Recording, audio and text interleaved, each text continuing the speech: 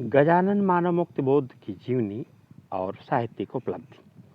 नई कविता के प्रतिनिधि कवि गजानन मानव मुक्ति बोध का जन्म 13 नवंबर 1917 को श्योरपुर जिला ग्वालियर मध्य प्रदेश में हुआ था।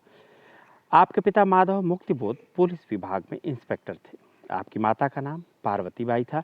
इंदौर के होलकर कॉलेज से बीए करने के बाद आपने मित्रों के सहयोग से एमए किया। राजनांदगांव के दिग्विजय कॉलेज में प्राध्यापक नियुक्त हो गए।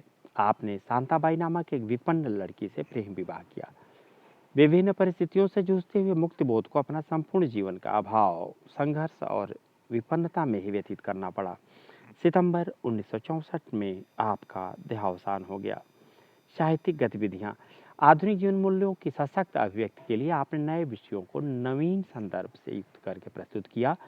जनजीवन के यांत्रिक स्वरूप को पहचान कर उसकी व्याख्या करने वाले आधुनिक हिंदी कविता में मुक्तिबोध संभवतः पहले कवि हैं। मुक्तिबोध बहुमुखी प्रतिभा के साहित्यकार थे। वे आम आदमी की वकालत करने वाले कवि थे। आपका व्यक्तित्व अपनी पूरी पीढ़ी में विशिष्ट रहा है। आपने हल तथा नया खून पत्रिकाओं का संपादन किया।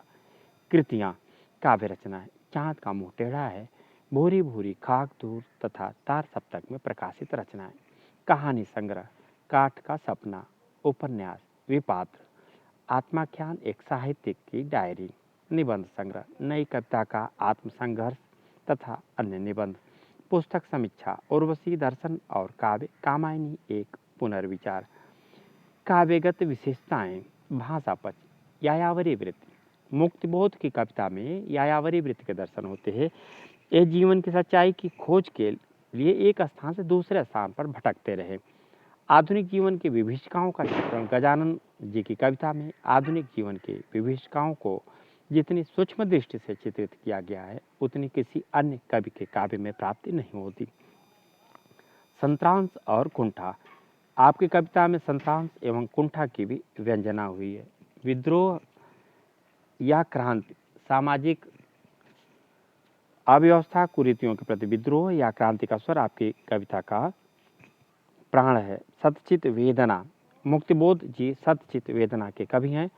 आपका दुख का बोध जितना गहरा है उतना ही व्यापक है। कलापच। भाषा। मुक्तिबोध के काव्य की भाषा कृत्रिमता के आडंबर से मुक्त है। आपकी भाषा आपके विचारों का सफल प्रतिनिधित्व करने में समर्थ है। आपने अपनी भाषा को सरल, सहज एवं संप्रेषणीय बनाने के लिए उर्दू, अंग्रेजी और देशज भाषा के शब्दों को अपनाया है। शैली। गजानन जी ने अपनी लंबी कविताओं में कल्पना शैली का आश्रय लिया है। बिंब एवं प्रतीक।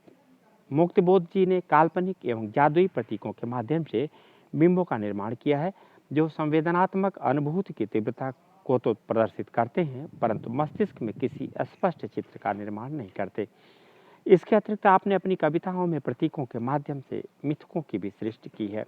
हिंदी साहित्य में स्थान। गजानन मानव मुक्तिबोध कवि, कथाकार, समीक्षक, विचारक एवं श्रेष्ठ पत्रकार के रूप में प्रतिष्ठित हुए।